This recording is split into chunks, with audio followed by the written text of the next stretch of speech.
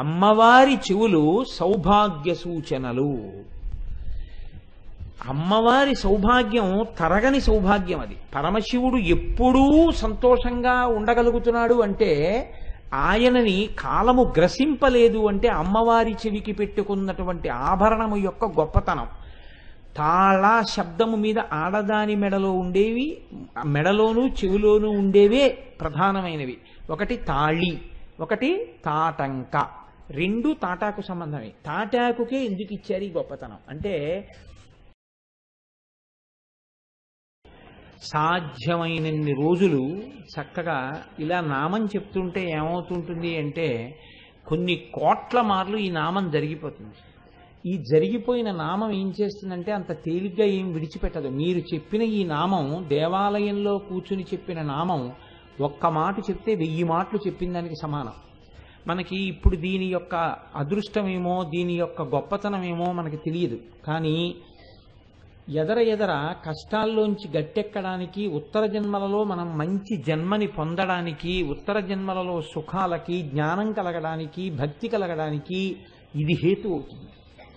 రెండు, ఈ ప్రాంగణం అంతా కూడా ఈ భగవన్నామం చేత పునీతమైపోయి ఇక్కడ కూర్చుని భగవంతుని యొక్క స్మరణ చేసినా, ఒక కోరిక కోరుకున్నా అది తీర్చగలిగినటువంటి సమర్థత పెరుగుతుంది దేవాలయానికి.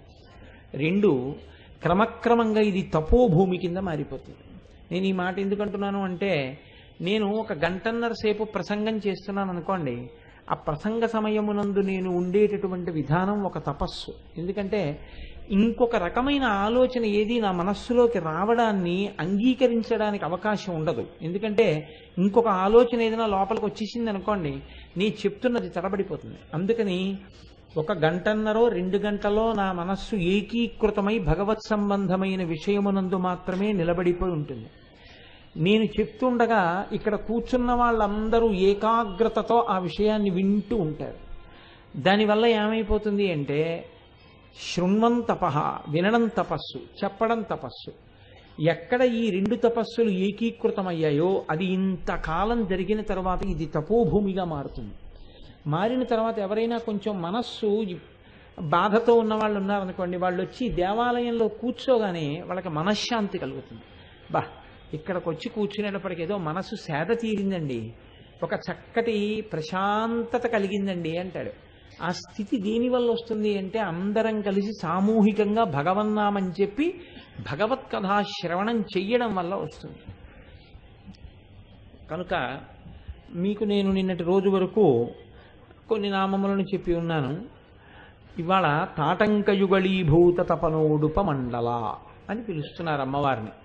ఇది చాలా పరమ పవిత్రమైనటువంటి నామములలో ఒకటి. అంటే ఏ నామము పవిత్రము కానిదంటూ ఉండదు, కానీ సౌభాగ్యమును కటాక్షించడం చేత దీని శక్తి మిక్కుటంగా ఉంటుంది.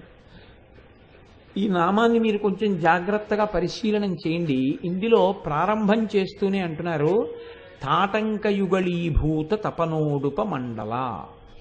యుగళి అంటే 2 అని, యుగళ గీతము అంటే 2 కలిసి పాడిన పాట అని కదండి. తాటంక యుగళి అంటే 2 చెవులకు అమ్మవారు తాటంకములను ధరించి ఉన్నది. ఇక్కడ మీరు తాటంక అన్న శబ్దానికి కొంచెం జాగ్రత్తగా అర్థం చేసుకునే ప్రయత్నం చేయాలి. ఇప్పుడు అమ్మవారి చెవులకు తాటంకములు ఉన్నవి అంటున్నారు. తాటంకము అన్న మాటకు అర్థం ఏమి? దీన్ని మీరు కొంచెం జాగ్రత్తగా చూస్తే, అంక అన్న మాటకు అర్థం గుర్తు. తాటంక అంటే తాటాకు గుర్తుగా కలిగినది, లేదా ఆ చెవియందు తాటాకు గుర్తుగా పెట్టబడినది అని గుర్తు, లేదా తాటాకు చేత గుర్తింపబడినది అని గుర్తు, లేదా సౌభాగ్య సూచనగా తాటాకును గుర్తుగా చెవి ఆభరణముగా కలిగి ఉన్నది అని గుర్తు. మీరు ఎలా మార్చి మార్చి చూసినా దాని భావార్థం మాత్రం ఇంచుమించు ఒక్కలాగే ఉంటుంది. ఇక్కడ మీరు అంక అన్న మాట చాలా గొప్పది ఆ నామంలో. అంకము అంటే తొడ, అంక అంటే గుర్తు. ఇప్పుడు ఈ గుర్తు అన్న మాటని ఆధారం చేసుకుని మీరు చాలా జాగ్రత్తగా పరిశీలనం చేయవలసి ఉంటుంది. గుర్తు అనేటప్పటికీ ఒక వ్యక్తికి ఒక పెద్ద సిద్ధాంతం ఒకటి ఉంటుంది. ఇలా చేస్తే దేశం బాగుపడుతుంది అని ఆయన నమ్ముతాడు. ఇప్పుడు ఆయన భావాలన్నిటినీ కలిపి ఆయన ఒక రంగులో పెట్టుకుంటాడు. పెట్టుకుని ఆయనకి ఎరుపు అంటే చాలా ఇష్టం. ఆ ఎరుపు ఎరుపు ఎరుపు జీవితం అంతా ఎరుపునే నమ్ముకుని బతుకుతాడు. ఇప్పుడు భగవంతుణ్ణి నమ్మనన్నవాడు కూడా ఆ ఎరుపుని నమ్మడంలో ఒక విశ్వాసమును పెట్టుకునే ఉన్నాడు. నా మాటని మీరు పట్టుకుని ఉంటారు అని నేను అనుకుంటున్నాను. ఈ దేశం బాగుపడాలంటే ఇదిగో ఈ సిద్ధాంతాలు ఉండాలి అన్నాడు ఒక ఆయన. ఆయన చేతిలో ఒక ఎర్ర జెండా ఉందనుకోండి. మీరు నేను ఇంకా కొంచెం ముందుకు బయటకు వచ్చేయాలంటే ఇప్పుడు ఆయన నమ్ముకున్న సిద్ధాంతాలన్నింటికీ ఏమిటి ఆధారం? ఆయన నమ్ముకున్నవన్నీ ఆ ఎరుపులో ఉన్నాయి. అందుకని ఆయన ఎర్ర జెండా ఎర్ర జెండా ఎర్ర జెండా అంటుంటాడు. ఆ ఎర్రతనంలో ఉంది ఆయన గుర్తంతా. ఆయన ఎరుపుని నమ్ముకుని ఉన్నాడు. ఎరుపులో అవన్నీ ఎక్కడ ఉన్నాయా అని మీరు అన్నారనుకోండి, ఆయన ఏదో చెప్తాడు సిద్ధాంతం చెప్పి మొత్తానికి ఈ ఎరుపులోనే నేను నమ్మిందంతా ఉందంటాడు. ఇప్పుడు ఆయనకి ఆ ఎరుపు గుర్తు ఆయన యొక్క సిద్ధాంతానికి. మన తెలుగుదేశానికి అంతటికీ, తెలుగుదేశానికి అంటే ఆంధ్రదేశానికి అంతటికీ కలిపి తెలుగు తల్లి అని ఒక గుర్తు. దేశాన్ని ఒక సాకారం చేస్తే ఆంధ్రమాత. భరతమాతనంతటినీ బకించంద్ర చటర్జీ దర్శనం చేశారు. వందే మాతరం సుజలాం సుఫలాం మలయజ శీతలాం అని భరతమాతగా ఆయన ఉపాసన చేశారు అమ్మని. అది ఒక ఉపాసన, అది ఒక గుర్తు. అలా సౌభాగ్యమునకు ఒక గుర్తునిచ్చారు. ఈమె సౌభాగ్యవతి. సౌభాగ్యవతి అనగా ఆమె 5వ తనమును కలిగి ఉన్నది. 5వ తనమును కలిగి ఉండడము అంటే సభర్తృక, భర్త జీవించి ఉన్నది. సమస్త మంగళములు ఆడదానికి ఎక్కడుంటాయి అంటే భర్త జీవించి ఉండడంలోనే ఉంటాయి. అది ఎంత పవిత్రమైందంటే ఆవిడ పేదరాల ధనికురాల ఇవన్నీ అనవసరం. ఆవిడికి 5వ తనం ఉంటే చాలు, ఆవిడ పూజనీయతని పొందుతుంది. అంతకన్నా వేరొక కోణాన్ని నా నోటితో నేను చెప్పను. కాబట్టి ఇప్పుడు ఆ 5వ తనం అనేటటువంటిది అంత ముఖ్యమైనది అయి ఉంటే ఈ 5వ తనము ఉన్నది అనడానికి, ఉన్నది నిలబడడానికి ఏదైనా ఆధారములు ఉన్నాయా లోకంలో అంటే రెండిటిని చాలా పవిత్రంగా చెప్తారు 5వ తనానికి. రెండే. ఒకటి తాళి, 2 తాటంక. ఆడపిల్లకి చెవులు కుట్టిస్తారు, మగపిల్లవాడికి చెవులు కుట్టిస్తారు. చెవులే ఎందుకు కుట్టించాలి మీరు ఆలోచించండి. కుట్టించడం అంటే ఏదో చింపేసి కత్తిరించి కుట్టించడం అని కాదు. మీకు అందరికీ తెలుసున్న విషయాలే. కన్నం పెట్టడం అది కూడా ఎక్కడ పడితే అక్కడ కాదు. ఇది మృదులాస్తి అంటారు ఇక్కడ. మృదులాస్తి అంటే ఎముక మెత్తగా ఉంటుంది కాబట్టి మడత పడుతుంది. ఆ మాటకు వస్తే చెవిలో కూడా మృదులాస్తి ఉంటుంది, అందుకే ఎముక ఉన్నా ఇలా అంటే మడత పడుతుంటుంది. ఈ చెవికి కింద తమ్మె అంటారు దీన్ని. ఈ తమ్మికి కుట్టిస్తారు. ఇది మగపిల్లవాడికి కుట్టిస్తారు, ఆడపిల్లకి కుట్టిస్తారు.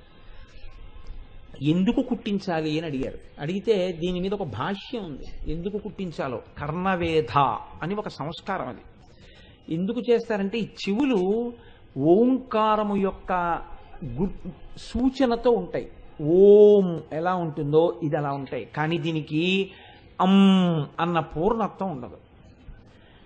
సనాతన ధర్మమునందు అంటారు ఒక వయస్సు వచ్చేంత వరకు ఈ చెవి తమ్మిని సూర్యకిరణాలకి అడ్డు పెట్టి వెనక నుంచి చూస్తే ఒక సన్నటి రంధ్రం కనపడుతుంది అంటారు. ఆ రంధ్రం దగ్గర రంధ్రం చెయ్యాలి అని. ఎందుకంటే చెవి లోపలికి ధ్వని వెడుతుంది, గాలి పోసుకుందామని ఎవడో అనుకోడు. చలిగాలి వస్తోంది అని మూసేస్తారు, దూది పెట్టేసుకుంటారు. అమ్మో చలిగాలి ఎక్కువగా ఉందండి అని దూది పెట్టుకుంటారు. కానీ వినపడకుండా చెవి పూసుకుంటున్నాను ఎవడండ. లోకంలో ధ్వనులు వింటారు అందరూ. శరీరంలో ఈ చెవిలో ఈ తమ్మెయందు మాత్రం గాలి తగిలి వెనక్కి వెళ్ళకూడదు. అందుకని ఈ తమ్మి కుట్టిస్తారు. కుట్టించడం అంటే దానికి ఒక కన్నం చేస్తారు. కన్నం చేస్తే అందులోంచి గాలి బయటికి వెళ్ళాలి. అలా వెళ్ళితే అన్న పూర్ణత్వం వస్తుంది. అప్పుడు అది ఓం అవుతుంది. అకార ఉకార మకార పూర్ణ పక్కన ఉన్నటువంటి ఆ నాదము కలిస్తే ప్రణవం అవుతుంది. ఇది ప్రణవం అయితే తప్ప దీనికి ఉపదేశం పొందడానికి అర్హత ఉండదు. ఈ కుడి చెవి ఉపదేశం పొందడానికి అర్హతను ఎప్పుడు సంపాదించుకుంటుంది అంటే చెవి కుట్టిస్తారు. అంటే ఒక్కొక్క పరిస్థితుల్లో ఒక్కొక్క దీక్షయందు అలా లేకపోయినా చేస్తారు. కానీ వైదికమైనటువంటి సంప్రదాయంలో చెవి కుట్టి ఉండడమే మంచి పద్ధతి. నావి కుట్టి లేవు కదా అని నేను దానికి అబద్ధాలు ఆడేయడం మంచి పద్ధతి కాదు. కాబట్టి చెవికి కన్నం పెట్టి ఒక ఆభరణం పెడతారు. అది మగపిల్లవాడి విషయంలో కర్ణవేధ అంటారు. ఆడపిల్లకి చెవి కుట్టినప్పుడు వివాహం జరిగే సమయంలో ఏం చెయ్యాలి అని అడిగారు. వివాహం జరిగే సమయంలో పిల్ల గౌరీ తపస్సు చేసి పెళ్లిపీటల మీదకి వెళ్ళి కూర్చుంటుంది. మొట్టమొదట పెళ్లి కొడుకు నేనున్నాను అని గుర్తు ఇది అంటూ మెళ్ళో తాళి కడతాడు. తాళి కట్టిన తరువాత ఆడపిల్ల చెవికి తాటాకు తగల్చాలి, లేదా కొత్త తాటాకు ముక్క ఒకటి ఆమె చెవి కన్నంలోకి దూర్చాలి అని అన్నారు. ఎందుకని అని అడిగారు. అడిగితే సహజంగా ఆడదానికి సౌభాగ్యమును నిలబెట్టుకోగలిగిన శక్తి ఒకటి ఉంటుంది. అది ఎక్కడ ఉంటుందో తెలుసా అండి? సర్వమంగళారూపంలో ఆడదాని యొక్క గుండెల మీద మంగళసూత్రంగా ఉంటుంది. కంఠము నుంచి తాడు ఉండి మంగళసూత్రం ఉంటుంది. శతమానాలు అంటారు అలా ఉంది వాటిని. అవి కళ్ళకద్దుకుంటారు. అది కొబ్బరి బొండం మీద పెట్టి కట్టిస్తారు. ఇది ఎవరు ప్రతిరోజు ఆ సర్వమంగళాదేవత అక్కడ ఉన్నదని నమ్మి ఉపాసన చేశారో ఆవిడ ఏం చెయ్యగలుగుతుంది అంటే భర్తకి గండం వస్తే ఈవిడ ఉపాసన తప్పిస్తుంది. అందుకే లోకంలో ఎవరికైనా ప్రమాదం వచ్చి తప్పిందనుకోండి, ఆవిడ మాంగళ్య బలం అండి అంటారు. రెండోది, ఆ తాడ సంబంధం ఉన్నదే తాటంక, చెవిలో పెట్టినటువంటి తాటాకు ముక్క. ఆ సమయంలో చెవిలో తాటాకు ముక్క ఉండి తాళి కట్టిన తరువాత ఒకవేళ ఏ కారణం చేతనైనా తీసేసిన తాటాకుని చెవికి కమ్మలు పెట్టారు అంటారు మన వాళ్ళు. మీరు విన్నారో లేదో, మీరు వింటారో వినకపోవడం ఉండదు, నేనే ఏదో పెద్ద తెలుసున్నట్టు అలా అంటుంటానంటే.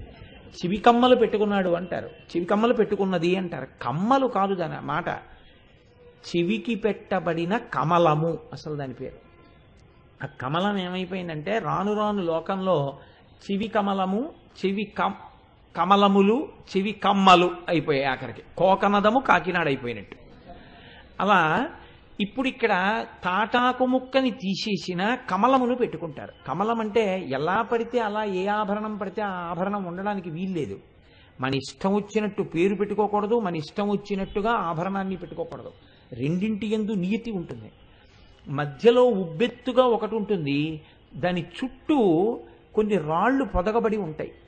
అలా ఉంటే కమలము యొక్క కర్ణిక దుద్దు ఎలా ఉంటుందో అలా ఉండి దాని చుట్టూ దళములు ఎలా ఉంటాయో రేకులు విచ్చుకున్నట్టుగా చుట్టూ రాళ్ళుండి మధ్యలో ఉబ్బెత్తుగా ఒక రాయి ఉంటుంది. దీన్ని దుద్దు అనేవారు పూర్వం. చెవికి దుద్దులు పెట్టుకున్నారు అనేవారు. ఇక్కడ దుద్దు పెట్టుకుంటారు. అలాగే ఈ చెవికి జూకాలు అంటారు. అంటే కొంచెం ఇలా గొడుగులా వేలాడుతుంటాయి. అవి కేవలం ఏంటంటే సౌందర్యోపాసనం కొరకే తప్ప అసలు చెవికి సౌభాగ్య సూచనగా పెట్టుకునేవి అంటే కేవలముగా చెవి కమలములు, చెవి కమ్మలు ఇప్పటి భాషలో చెప్పాలంటే, లేకపోతే చెవికి పెట్టుకునేటటువంటి దుద్దు. ఈ సమయంలో తాటాకు తగిలిస్తారు. ఆ కన్నంలోకి తాటాకు పెడతారు ఒకసారి. ఎందుకు పెడతారు అంటే అదే తాటాకు చేత గుర్తింపబడిన ప్రదేశం అయి ఉంటుంది కనుక తాటంకము. మగపిల్లవాడికైతే పుట్టుజుత్తులు తీయనివ్వండి, ఒకవేళ కర్ణవేధ చేయనివ్వండి, ఏది చేసినా తండ్రికి తప్ప ఎవ్వరికి అధికారం లేదు ఒళ్ళో కూర్చోబెట్టుకోవడానికి. తెలిసి తెలియక ఇవాళ రకరకాల శాస్త్రాలు వచ్చాయి. మేనమామ ఒళ్ళో కూర్చోబెట్టి చెవులు కుట్టించాలి, మేనమామ ఒళ్ళో కూర్చోబెట్టి పుట్టుజుత్తులు తీయించాలి, తాతగారి ఒళ్ళో కూర్చోబెట్టి పుట్టుజుత్తులు తీయించాలి. నేను చెప్తున్నది వేదాన్ని ఆధారం చేసుకుని చెప్తున్నాను. వేద మంత్రములు ఉన్నాయి దాని మీద. ఒక్క తండ్రికే అధికారం. కర్ణవేధ చేసేటప్పుడు ఒళ్ళో కూర్చోబెట్టుకోవడానికి కానీ, లేదా పుట్టుజుత్తులు తీయించుకునేటప్పుడు ఒళ్ళో కూర్చోబెట్టుకోవడం కానీ తండ్రి మాత్రమే కూర్చోబెట్టుకోవాలి. కూర్చోబెట్టుకుంటే దాని వలన పొందేటటువంటి లక్షణం వేరు. కర్ణవేధ చేసినప్పుడు పిల్లవాడు ఏడిస్తే తేనె తప్ప ఏదీ పట్టవద్దని చెప్పింది శాస్త్రం. తేనె నాకించాలి నాలిక్కి. అలా ఎందుకు నాకిస్తారు అంటే మళ్ళీ దాంట్లో బోలెడని రహస్యాలు చెప్తారు. కాబట్టి ఆడదాని చెవికి చెవి కమ్మలు అంటే కమలము అంటే మధ్యలో రాయి, చుట్టూ ఉండేటట్టు పొదగబడినటువంటి రాళ్ళు. ఈ తాటాకు ఎందుకు తగిలిస్తారు అంటే అసలు దాని పేరు తాటంక కాదు. మొదట్లో అది తాళి ఎలా వచ్చిందో అలాగే అది కూడా తాళంక. ఈ తాళంక ఏమైందంటే కాలగతి ఎందు తాడంక అయింది. తాడ, తాళ, తాళి, తాటి, ఈ తాడంక. ఈ తాడంక ఏమైపోయిందంటే తాళంక అయిపోయింది. తాటంక అయిపోయింది. అయిపోయి తాటంక యుగళీభూత తపనోడుప మండల అంటే అమ్మవారి యొక్క చెవియందు కూడా తాటాకు చేత గుర్తు పెట్టబడిన చెవులు. అంటే ఇప్పుడు మీకేమర్థమవుతోంది? అమ్మవారి చెవులు సౌభాగ్య సూచనలు. అమ్మవారి సౌభాగ్యం తరగని సౌభాగ్యం. అది పరమశివుడు ఎప్పుడూ సంతోషంగా ఉండగలుగుతున్నాడు అంటే, ఆయనని కాలము గ్రసింపలేదు అంటే అమ్మవారి చెవికి పెట్టుకున్నటువంటి ఆభరణము యొక్క గొప్పతనం. తాళ శబ్దము మీద ఆడదాని మెడలో ఉండేవి, మెడలోనూ చెవిలోనూ ఉండేవే ప్రధానమైనవి. ఒకటి తాళి, ఒకటి తాటంక. రెండు తాటాకు సంబంధమే. తాటాకుకే ఎందుకు ఇచ్చారు ఈ గొప్పతనం అంటే, తిన్నగా అమ్మవారి యొక్క శక్తి ప్రవేశించిన సౌభాగ్య వస్తువులు కొన్ని ఉన్నాయి. ఆ వస్తువులు కేవలం సౌభాగ్య సూచనలు. పొరపాట్న కూడా వాటికి సువాసిని యొక్క కాలు తగలకూడదు. అవే ఎర్రపూలు. ఎర్రపువ్వు ఎక్కడన్నా కనపడింది అనుకోండి, సువాసిని వెంటనే తీసేయాలి, దాన్ని తొక్కకూడదు ఎప్పుడు. ఎర్ర పువ్వు, అనుములు, మనకి ప్రసాదంగా ఇస్తుంటారే అనుములు. అనుములు సువాసిని ప్రసాదంగా తిన్నప్పుడే చాలా జాగ్రత్తగా ఉండాలి అనుముల్ని. అందులో సువాసిని అయితే చెప్పులు విప్పి ఒక చోట కూర్చుని తిని వెళ్ళిపోవడం మంచిది. అనుములు సౌభాగ్య వస్తువులు. రూపము మారిన పాలు సౌభాగ్య వస్తువులు. ఉప్పు సౌభాగ్య వస్తువు. ఇలా 8 వస్తువులు ఉన్నాయి లోకంలో. అవి వస్తాయి మీకు ఎదర ఒక నామంలో వస్తాయి. అందుకని నేను వాటి గురించి ఇప్పుడు మాట్లాడటం లేదు. 8 వస్తువుల్లో చాలా ప్రధానమైనటువంటి సౌభాగ్య వస్తువు తాటి చెట్టు. ఈ తాటి చెట్టు ప్రధానంగా తాటాకు సౌభాగ్యమునకు చిహ్నమై ఉంటుంది. దాని యందు అమ్మవారి యొక్క ప్రకాశము విస్తీర్ణంగా ఉంటుంది. ఈ తాటాకు ఏం చెయ్యగలదు అంటే, ఉత్తరోత్తర ఒకవేళ భర్తకి ఏదైనా ప్రమాదము సంభవించేటటువంటి అవకాశం ఉంటే, గౌరీ తపస్సు చేసి ఆడపిల్ల వచ్చి పెళ్లిపీటల మీద కూర్చున్న సమయంలో ఆమె చెవులకు పచ్చి తాటాకు ఒకసారి తాకించి ఆ చెవి కన్నములలోకి తాటాకు ముక్క పెట్టి వీలైతే ఆ రోజు పెళ్లి అయిపోయేంత వరకు అలా ఉంచగలిగితే దాని వలన ఆమె యొక్క సౌభాగ్య స్థానము పగిలము చేయబడుతుంది. మీకు నేను ఇంకొక మాట చెప్తాను, మీరు నా యందు నమ్మకంతో దీన్ని వినండి. ఎలాగైనా ఆడది భర్తకి కనపడవచ్చు, దోషం లేదు. స్త్రీకి నిషేధం ఏది అంటే, ఎట్టి పరిస్థితులలోనూ చెవులకు ఆభరణం లేకుండా మాత్రం సభర్తృక భర్తకి కనపడకూడదు. ఒకవేళది దుష్ట సమయమై భర్త ఆభరణములు లేనటువంటి చెవులను కానీ భార్యవి చూస్తే ప్రమాదము జరిగినా జరగవచ్చు. అందుకే ఒకవేళ ఏ కారణం చేతనైనా తాటంకములను తీస్తే, చెవి ఆభరణములను తీస్తే భర్తకి ముందు చెప్పవలసి ఉంటుంది. మీరు ఒక అరగంటో గంటో లోపలికి రావద్దు అని చెప్పాలి. చెప్పి ఆ ఆభరణములను తీసి వెంటనే తాటాకు ముక్కలు పెట్టేసుకుని అప్పుడు అవి కడుక్కోవడమో కుంకుడు పులుసులో వేసుకోవడమో ఏదో నా బుర్ర చేసి అప్పుడు మళ్ళీ ధరించిన తరువాత మాత్రమే భర్తృదర్శనాన్ని పొందడం చాలా ముఖ్యమైనటువంటి గమనించదగిన విషయం. ఎందుచేత అంటే నేను మీకు మొదట్లోనే మనవి చేశాను, ఒక ఆయనకి ఎర్ర జెండాలో ఎంత నమ్మకమో వేదం తాటాకు యందు సౌభాగ్యపు శక్తి అంత ఉన్నది అని చెప్పింది. అందుకే తాళి తాటంకము. మామూలుగా తాటాకు సౌభాగ్య సూచనగా అంత శక్తి ఉంటే అమ్మవారి చెవులు ఎంత శక్తివంతమై ఉంటాయి ఆ ఆభరణమును దాల్చినవి. అందుకే అది విన్న, అలా మానసికంగా చూసిన దాని వలన ఏమవుతుందంటే ఉత్తర క్షణంలో మన సౌభాగ్యములు నిలబడతాయి. అందుకే ఆ నామం అంత గొప్ప నామం. అది కూడా దశమి శుక్రవారం సాయంకాలం వింటే మరింత పవిత్రం. కాబట్టి తాటంక యుగళీభూత తపనోడుప మండల. ఇప్పుడు చూడండి, అందరూ మామూలుగా చెవి కమలములు పెట్టుకుంటారు, చెవికి తాటంకములు పెట్టుకుంటారు. అమ్మవారు పెట్టుకునేటప్పుడు ఒక గమ్మత్తు చేసింది. ఆవిడేం చేసిందంటే చెవికి మామూలు ఆభరణాలు పెట్టుకోలేదు. పెట్టుకోకుండా తపన ఉడుప, తపన అంటే సూర్యుడు, ఉడప అంటే చంద్రుడు. అందుకే ఉడిపి అన్న పేరు ఎందుకు వచ్చిందంటే ఉడిపికి అక్కడ చంద్రుడు తపస్సు చేశాడు, అందుకని ఆ క్షేత్రానికి ఉడిపి అని పేరు వచ్చింది. తపనోడుపమండల. ఆవిడ ఒక చెవికి సూర్యుణ్ణి ఒక చెవికి చంద్రుణ్ణి పెట్టుకుని ఉంటుంది. ఏ చెవికి సూర్యుడు ఏ చెవికి చంద్రుడు అనేం ఉండదు. ఇది టెళ్ళినా వచ్చే నష్టం ఏమి ఉండదు. ఈ చెవికి ఇదే పెట్టుకోవాలని ఏమి ఉండదు. అందుకే సూర్యుడు ఇటు రావచ్చు, చంద్రుడు ఇటు రావచ్చు, దానివల్ల పెద్ద ప్రమాదం ఏమి ఉండదు. కాబట్టి యుగళీభూత రెండిటినీ దాల్చి ఉన్నది. సూర్యుణ్ణి చంద్రుణ్ణి తన చెవిలకు ఆభరణములుగా కలిగి ఉన్నది. సౌభాగ్య సూచనలో చెవిని అంత ప్రధానంగా ఎందుకు తీసుకున్నారో తెలుసా అండి? చెవిని అంత ప్రధానంగా తీసుకుని అక్కడ తాటాకు అన్నది పెట్టి అది సౌభాగ్య స్థానము అని నిర్ణయించడానికి ఒక కారణం ఉంది. ఏది ఆ కారణము అంటే, సనాతన ధర్మమునందు విడాకులన్న మాట లేదు. అసలు ఆ మాట లేదు. అసలు దంపతులు విడిపోవడం అనేటటువంటి ప్రశ్న తేలేదు సనాతన ధర్మం. ఎప్పటికీ కలిసే ఉండాలని చెప్పిందంతే. ఒకవేళ పొరపాటు చేసినా ఉద్ధరించుకుని మళ్ళీ తన పక్కకి తెచ్చుకోవడమే గౌతముళ్ళ. అంతేకాని అసలు భార్యని విడిచిపెట్టేయడం, విడాకులు తీసుకోవడం అనేటటువంటి సందర్భం, అసలు ఆ అధ్యాయం, అటువంటి స్థితి సనాతన ధర్మమునందు లేదు. అంత కలిసి ఉండవలసినటువంటి స్థితిలో ఆమె ఈయన మాట వినాలి, ఈయన ఆవిడ మాట వినాలి. మీరు చూడండి, ఆయన నా మాట ఏం వినరండి అంటుంది. ఆవిడ బాధల్లా ఏమిటంటే, ఆయన నా మాట వినరండి. ఆయన ఏమంటాడో తెలుసా అండి? ఆవిడ నా మాట విందండి. విందంటే చెవులకు దూదిట్టుకుంటుందా? కాదు, ఆచరించదు. వినుట అంటే ఆచరించుట.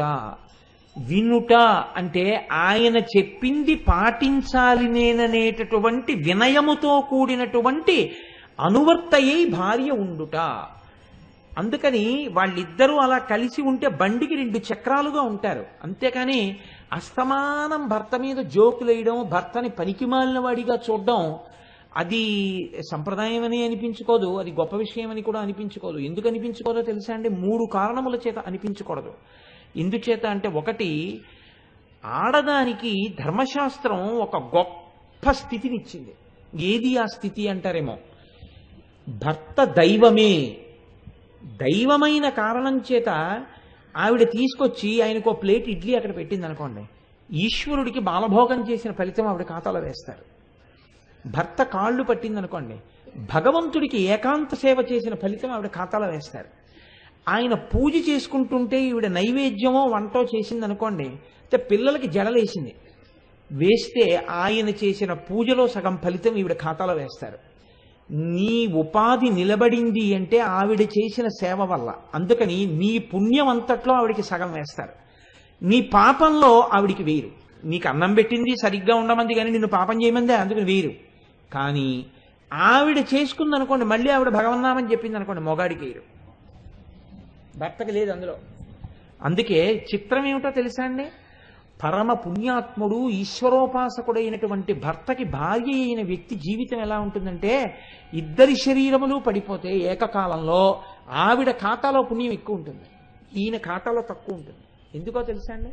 ఈయన చేసిన దాంట్లో సగం ఆవిడకి వెళ్ళిపోయింది, ఈయనకి సగమే మిగులుతుంది. ఆవిడ పైన ఇంకొంచెం ఏదైనా చేసింది అనుకోండి, ఆవిడ ఖాతాలో దిగునీకృతం అయిపోతుంది. కాబట్టి భర్తని ఈశ్వరుడిగా అందించింది సనాతన ధర్మం. 2, యోమే భర్త సమే గురువు. భర్తయే గురువు. భార్యాభర్తల్లో భర్త ఉపదేశం తీసుకుంటే భార్యకి భర్త ఉపదేశం చేసేయచ్చు తప్ప ఇంకా మళ్ళీ భార్య కూడా ఉపదేశం తీసుకోవాలని ఏం లేదు ధర్మశాస్త్రం. ఆయన తీసుకుని ఆయన ఆవిడికి ఉపదేశం చేస్తారు. అంటే యోమే భర్త సమే గురువు. భగవంతుడికి చేసిన సేవ కన్నా గొప్ప సేవ ఎవరిది అంటే గురువుకి చేసినటువంటి సేవ. అది అసలు వదిలిపెట్టదు. గురువు గారికి చేసిన సేవ రక్షణ కవచమై నిలబడిపోతుంది. ఇప్పుడు ఆమె ఒక ఉపదేశం కూడా తీసుకుంది అనుకోండి, భర్త దగ్గర తీసుకుని ఆయన్ని సేవిస్తోంది అనుకోండి, ఆయనకి అన్నం వండి పెడితే ఈశ్వరుడికి గురువుకి వండి పెట్టిన ఫలితం పడుతుంది. ఈయనకి మనసు పెట్టి నైవేద్యం పెడితేనే. ఆయనకి కాళ్ళు పట్టింది అనుకోండి, ఈశ్వరుడికి గురువుకి 2 ఫలితాలు వస్తాయి. ఆవిడ చేసిన ప్రతిదానికి ఇన్ని ఫలితములు ఆవిడికి పడుతూ ఉంటాయి. శాస్త్రం మినహాయింపు ఎక్కడివ్వలేదంటే అధిక్షేపణ యందు ఇవ్వలేదు. భర్తని అధిక్షేపిస్తే పాపం వేయకుండా ఉంటారా అని అడిగింది. ఒక్క నాటికి అలా ఉంచామండి. నీకు ఇన్ని సౌకర్యాలు ఎందుకు ఇచ్చామంటే భర్తని దైవంగా చూస్తావని, ఆయన కూడా అలా ఉంటాడని నమ్మింది ధర్మశాస్త్రం. నీవు ఆయనని అధిక్షేపించి అస్తమానం నీ జోక్కులు వేయడానికి అన్నిటికీ ఆయన స్టాక్ అయితే నీకు పుణ్యం ఉండదు. నీవు పాపమును మూట కట్టుకుంటావు. గురువుని అధిక్షేపించినట్టు, భగవంతుణ్ణి అధిక్షేపించినట్టు పాపం ఖాతాలో పడుతూ ఉంటుంది. కాబట్టి అస్సలు ఏమంటే మరి అలా అయితే ఇంకా హాస్యం పనికిరాదా? ఖచ్చితంగా అనుమతిస్తారు. ఎప్పుడు అది భర్తకి ప్రసన్నతకి కారణమైతే, ఆయన కూడా దాని వలన సంతోషిస్తే ఏ దోషం లేదు. ఆయన సంతోషిస్తే ఎడంకాలతో తన్నండి, ఇబ్బంది లేదు. జలజాతాసనవాసవాది సుర పూజాభాజనం బైతనచ్చుల తాంతాయుధు కన్న తండ్రి జగమ కరమచ్చోవామ పాదంబులం తొలగంతో చలతాంగి ఎట్లయగు నాథుల్ నేరముల్ చేయ బేరలకం చెందిన కాంతలెందు రుచిత వ్యాపారముల్ నెత్తురే నన్ను భవదీయ దాసుని మనంబున నెయ్యపు కింకపూని తాచిన అది నాకు మన్ననయ చెల్వగు నీ పద పల్లవంపు మత్తను పులకగ్ర కంటక వితానము తాచిన సొక్కునంచునేనని యదా అలుకమానవకదాయికనైన అరాళ కుంతల అని కాలు పట్టుకోగలిగిన భర్త అయితే షహబాష్, ఏమి ఇబ్బంది లేదు. కానీ అలా తప్పు వద్దు, ఎందుకు అలా అనవసరం ఆయన అన్నాడు అనుకోండి, తనకండి. కాబట్టి నేను ఈ మాట ఎందుకు చెప్పాను అంటే, ఈ పరిధి, ఈ సరళ రేఖను నేను ఎందుకు చెప్పాను అంటే, మీకు ఇది ఒకటి చెప్పి ప్రయోజనం ఏమి ఉండదు. దాని యందు ధర్మశాస్త్రము యొక్క నియతిని మీరు గమనించవలసి ఉంటుంది.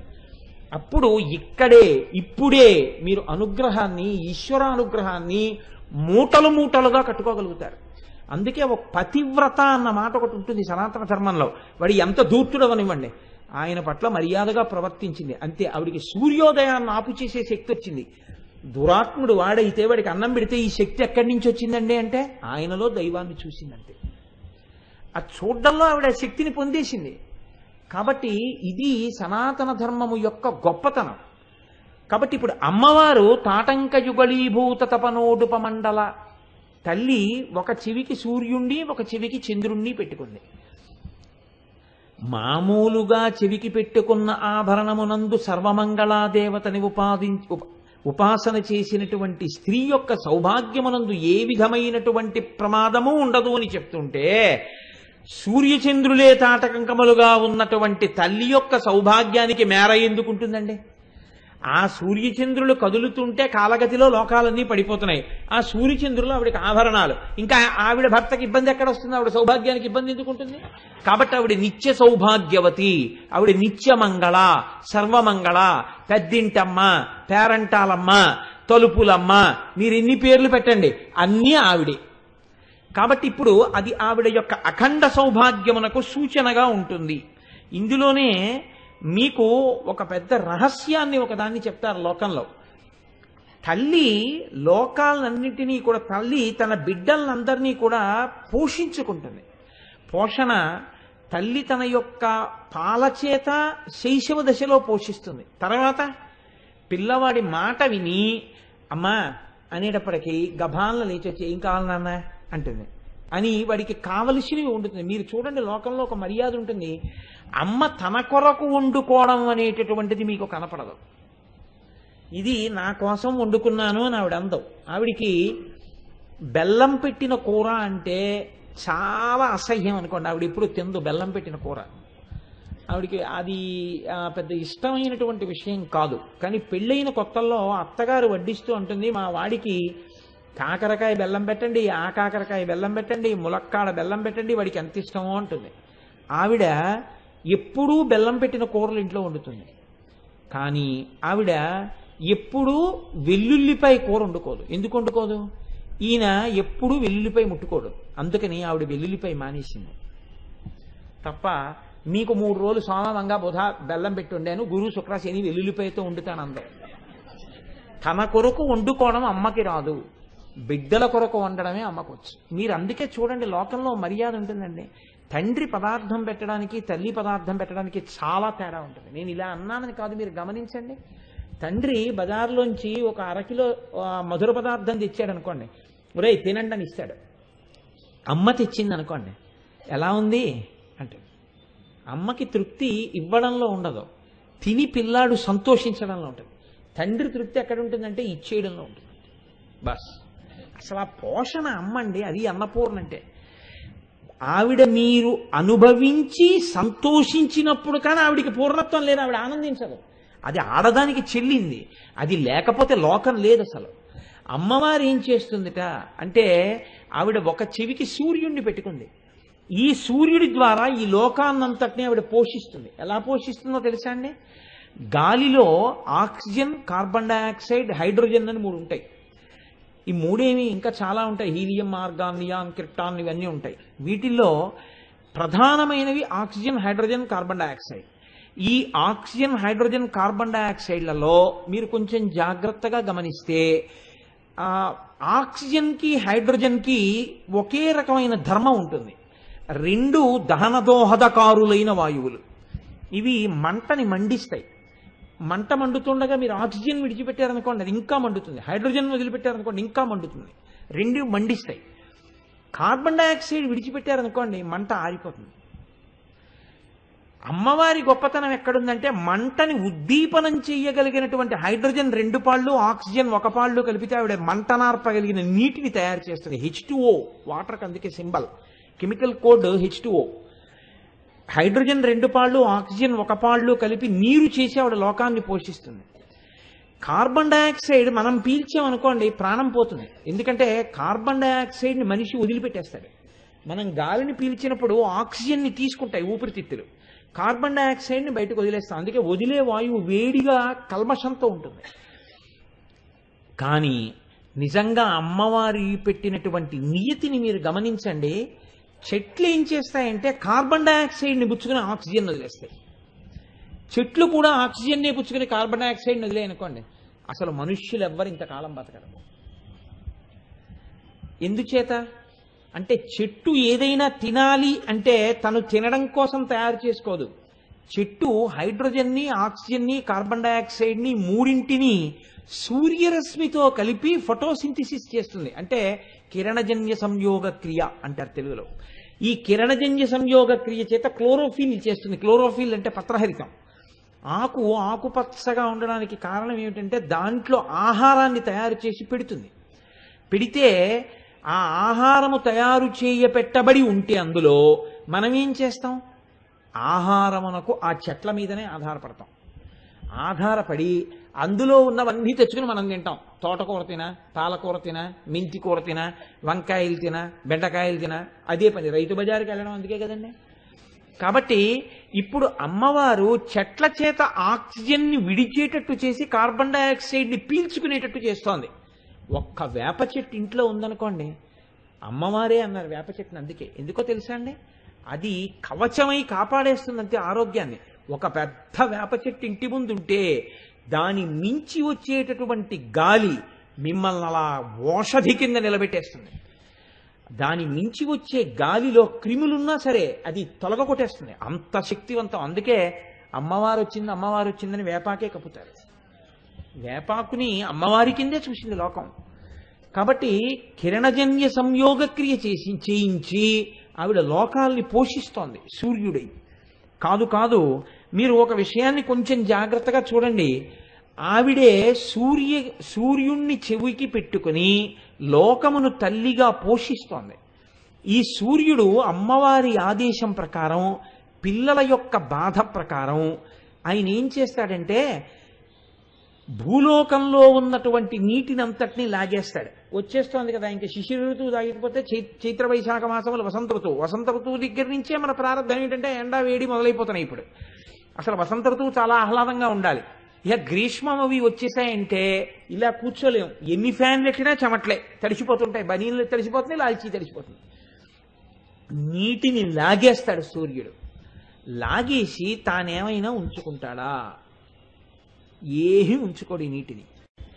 సుధామప్యాస్వాద్య ప్రతిభయ జరా మృత్యుహరిణీం విపద్యంతే విశ్వే విదిశతమఖముఖాద్యాది విశద కరాళం యక్ష్వేళం కబలతవత కాలకలన నశంభోస్తన్మూలం తవ జనని తాటంక మహిమా అన్నారు.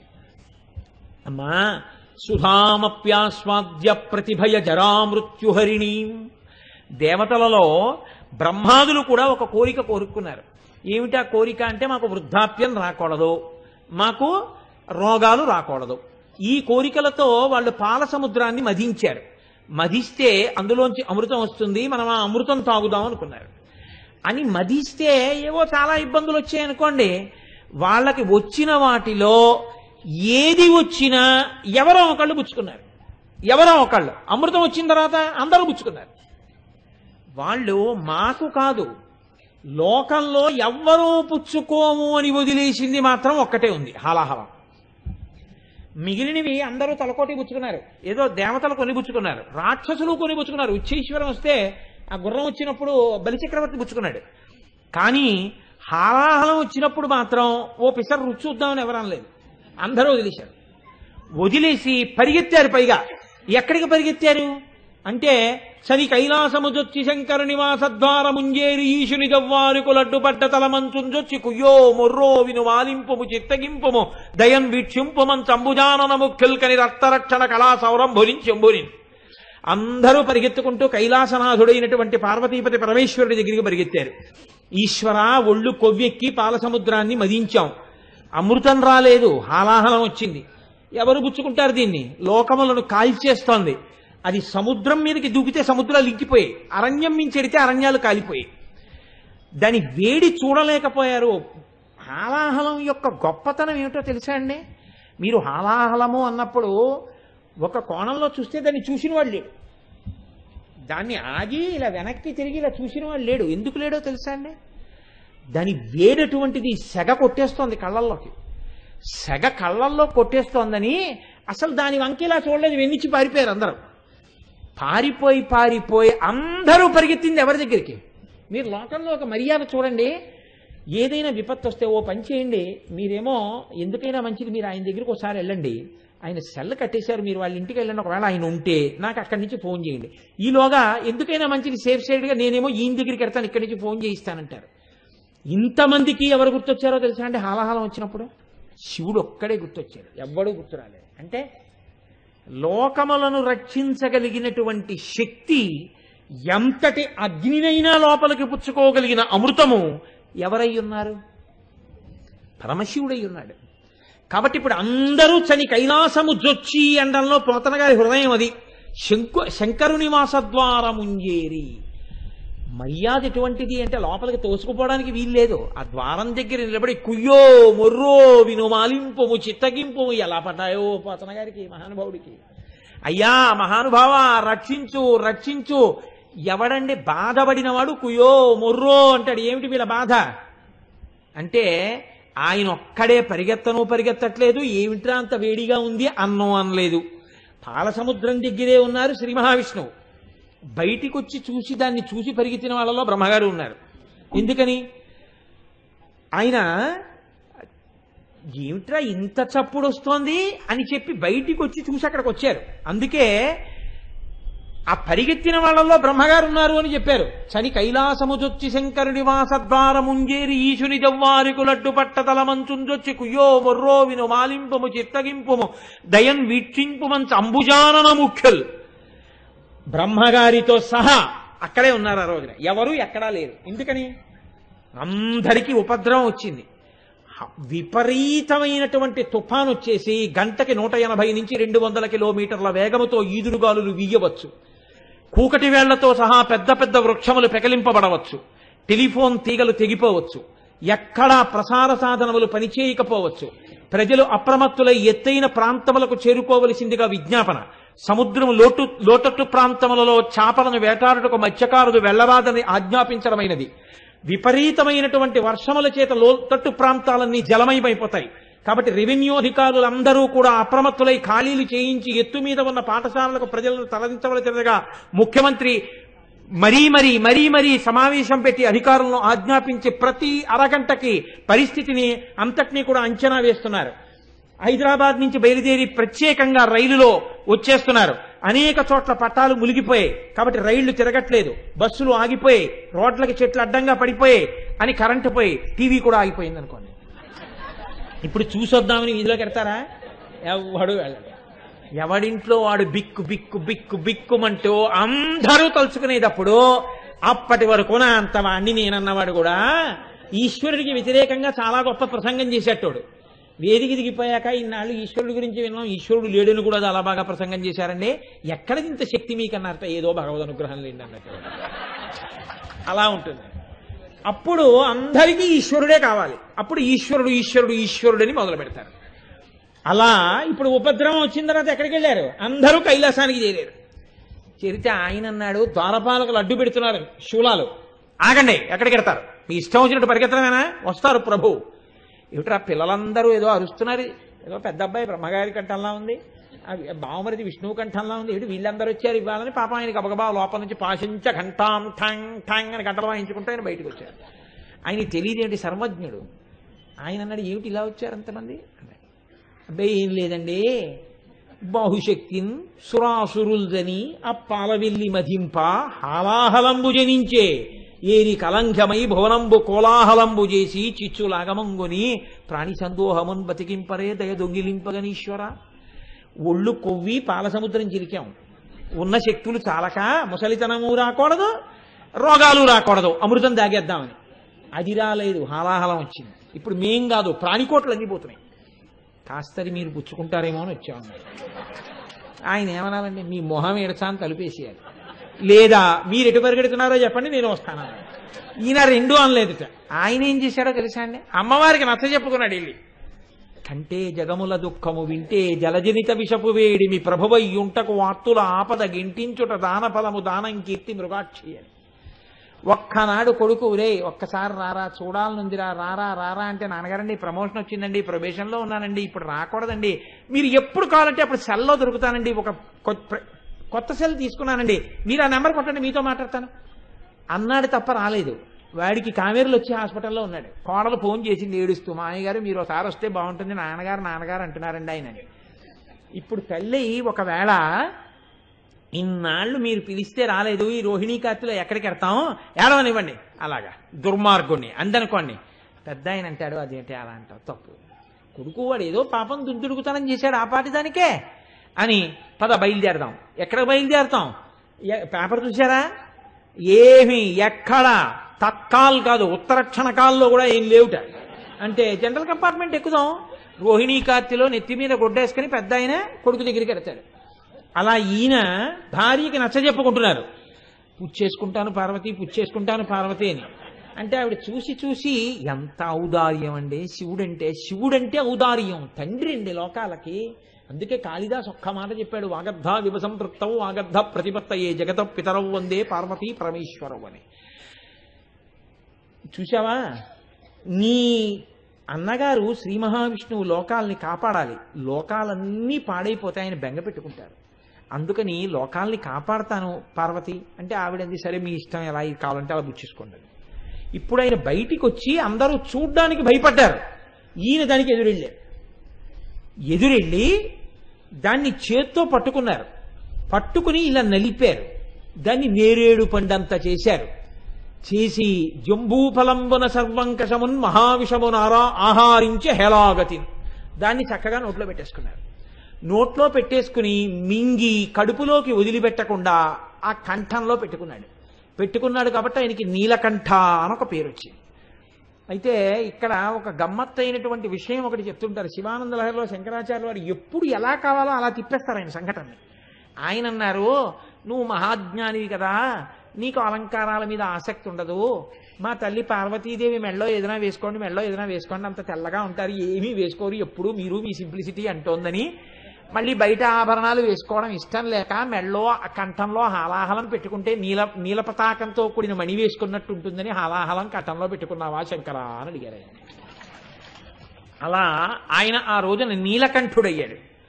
ఇప్పుడు శంకరాచార్యులు వారు అంటారు, సౌందర్యలహరి దగ్గరికి వచ్చేటప్పటికి అన్నారు, సుధామప్యాస్వాద్య ప్రతిభయజరా మృత్యుహరిణీం విపద్యంతే విశ్వే విధిశతమఖముఖాద్యాది విషద.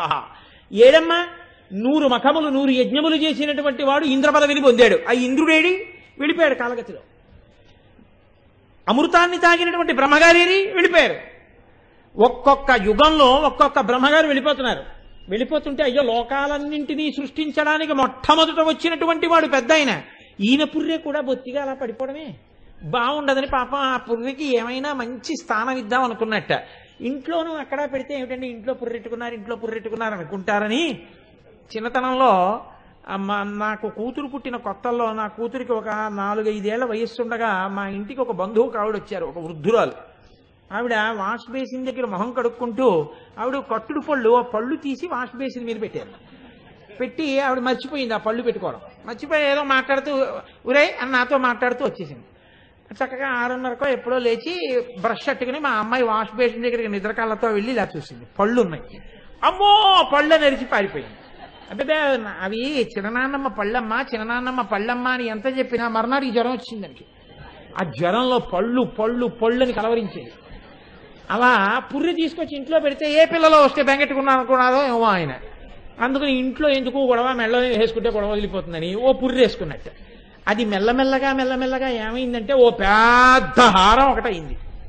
అంటే ఇప్పుడు పుర్రెలమాల ఎందుకు వేసుకున్నాడు అంటే ఆయన చేతకాక వేసుకోలేదు. ఒక్కొక్క యుగంలో వెళ్ళిపోయినటువంటి బ్రహ్మగారుల పుర్రెలన్నీ బొత్తిగా రుద్రభూమిలో పారేస్తే ఏం బాగుంటుందని మెడలో వేసుకుంటూ వచ్చాడు. ఇన్ని బ్రహ్మల పుర్రెలు ఉన్నాయి. బ్రహ్మమస్తకావళి నిబద్ధతే నమశివాయ అన్నారు శంకరాచార్యుల వారు. ఇంతమంది బ్రహ్మలు వెళ్ళిపోయారు, ఈయన మాత్రం అలాగే ఉన్నాడు. ఇలా ఎలా ఉండిపోయాడో తెలుసా అమ్మా? అమృతం తాగిన వాళ్ళు వెళ్ళిపోయారు, 100 యజ్ఞాలు చేసిన వాళ్ళు వెళ్ళిపోయారు, ఈయన మాత్రం చక్కగా కొత్త పెళ్లి కొడుకులా అలాగే ఉన్నాడు. జుట్టు కూడా తెల్లబడదు. ఎందుకు తెల్లబడదు అంటే అమ్మా ఆయన శక్తి కాదులే అమ్మా. సుధామప్యాస్వాద్య ప్రతిభయజరా మృత్యుహరిణీం విపద్యంతే విశ్వే విదిశతమఖముఖాద్యాది విశద కరాళం యక్షేళం కబలతవత కాలకలమా నశంభోస్తన్మూలం. అది శంకరుడి గొప్ప కాదమ్మా, తవ జనని తాటంక మహిమ. అమ్మా నీ చెవులకి తాటంకాలున్నాయే ఆ సౌభాగ్య సూచన యొక్క గొప్పతనం. అందుకే విషం తగిన బతికున్నాడమ్మా ఆయన అన్నారు శంకరాచార్యుల వారు. తాటంకములు ఎంత గొప్ప సౌభాగ్య సూచనలో శంకర భగవత్పాదులు సౌందర్యలహరిలోన ఆ శ్లోకంలో చెప్పారు. అదే తాటంకాలతో శంకరాచార్యులు వారు ఇంకొక అద్భుతమైనటువంటి శ్లోక రచన చేశారు. అసలు శంకరులకి ఎలా వస్తాయిరా ఈ ఊహలనిపిస్తుంది. శంకర వాంగ్మయం ఏమి శంకర వాంగ్మయం అంటే నిజంగా మహానుభావుడిది. కాలడి శంకరుడు కైలాస శంకరుడు. ఈశ్వర సర్వ విద్యానాం ఈశ్వర సర్వభూతానాం బ్రహ్మాధిపతి బ్రహ్మణోధిపతి బ్రహ్మ శివో మే అస్తు సదాశివోం ఈశాన సర్వ విద్యానాం అని కదా. అందుకే మహానుభావుడు అటువంటి సాహిత్యాన్ని, అటువంటి వాంగ్మయాన్ని ఇవ్వగలిగారు.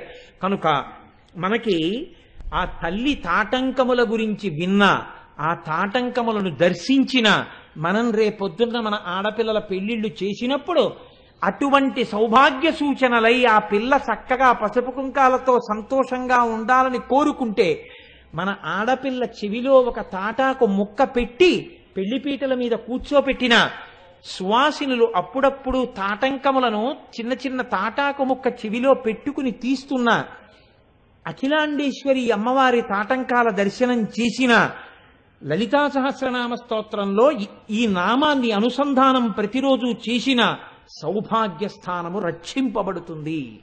అంత గొప్ప నామం ఈ నామం. అందున ఎప్పుడు చెప్పుకున్నాం? శుక్రవారం నాడు సాయంకాలం చెప్పుకున్నాం. అందుకే లోకంలో ఒక మర్యాద ఉందండి. ఆడపిల్ల పెళ్లి చేస్తుంటే ఇంకా పెళ్లికి ఆ అమ్మాయి ముహూర్తానికి దగ్గర పడుతుందనగా 2 చేస్తారు. ఒకటి మహాసంకల్పం చేస్తారు పెద్దలు, అక్కడ ఉన్నటువంటి ఋత్విక్కులు మహాసంకల్పం జరుగుతారు. సువాసినులు ఏం చేస్తారంటే తప్పు లేకుండా చదవడం వచ్చిన వాళ్ళని తీసుకెళ్లి ప్రత్యేకంగా వాళ్ళని చక్కగా కూర్చోపెట్టి శ్రీమాత దగ్గర నుంచి అమ్మవారు ఆ మెడలో ఉన్నటువంటి మాంగళ్యం ఉన్నటువంటి వరకు కామేశబద్ధ మాంగళ్య సూత్ర శోభిత కంధర, మహాకామేశ్వరుడి చేత కట్టబడినటువంటి మంగళ సూత్రము ప్రకాశిస్తున్నటువంటి కంఠమున్న తల్లి అన్న నామం వరకు వాళ్ళు చదువుతూ ఉండగా తాళి కట్టిస్తే ఆ పిల్ల జీవితంలో చక్కగా అన్ని విధాల అభ్యున్నతిని పొందుతుంది. అంత గొప్ప నామాల్ని, ఆ నామాలు వినడం వల్ల మన సౌభాగ్యాన్ని మనం నిలబెట్టుకోగలిగిన శక్తిని మనకి కృప చేస్తూ వసిన్యాది దేవతల చేత ఆ రోజున అమ్మ స్తోత్రం చేయిస్తే, వ్యాస భగవానుడు గ్రంథస్థం చేస్తే, శంకర భగవత్పాదుడు సౌందర్యలహరినిస్తే, భాస్కర రాయల వారు వ్యాఖ్యానం ఇస్తే, ఈనాడు ఇంత పరమ పవిత్రమైన అసుర సంధ్య వేళ మనం చక్కగా అమ్మవారి గురించి ఈ నామాన్ని నా చేతనైనంత మేర, అమ్మ పలికించినంత మేర మీకు చెప్పి ఉన్నాను. పరమభక్తితో అవధరించి ఉన్నారు. ఈ కారణం చేత అందరి ఇళ్ళు సౌభాగ్యస్థానములై చక్కగా పిల్లా పాపలతో పసుపు కుంకాలతో సంతోషముగా ఉండే స్థితి కలుగుగాక. ఈయన అస్తమానం ఇలా చెప్తాడని మీరు అనుకోకండి. నేను ఇది చాలా పరమ పవిత్రమైన నామం అనుకున్న రోజు మాత్రమే ఈ మాట చెప్తుంటాను. అప్రదక్షిణంగా ఇలా వెళ్ళకండి అమ్మవారి దగ్గరికి. అంటే మర్యాద అని ఒకటి ఉంటుంది, గౌరవం చూపిస్తూ వెళ్ళాలి. అందున సువాసినీత్వం ఉండడానికి కారణం అమ్మవారి అనుగ్రహమే. చక్కగా మీరందరూ ఏం చేస్తారంటే ఇలా ప్రదక్షిణ పురస్సరంగా ఒక్కసారి అలా వెళ్ళి అమ్మవారి దర్శనం చేసుకుని ఇవాళ ఇంటికి వెళ్ళండి. దాని చేత మీ అందరూ సుఖ సంతోషాలతో ఉండాలని నేను ఈ మాట చెప్పాను తప్ప మిమ్మల్ని ఇబ్బంది పెట్టడం నా ఉద్దేశ్యం కాదు అని గ్రహించండి.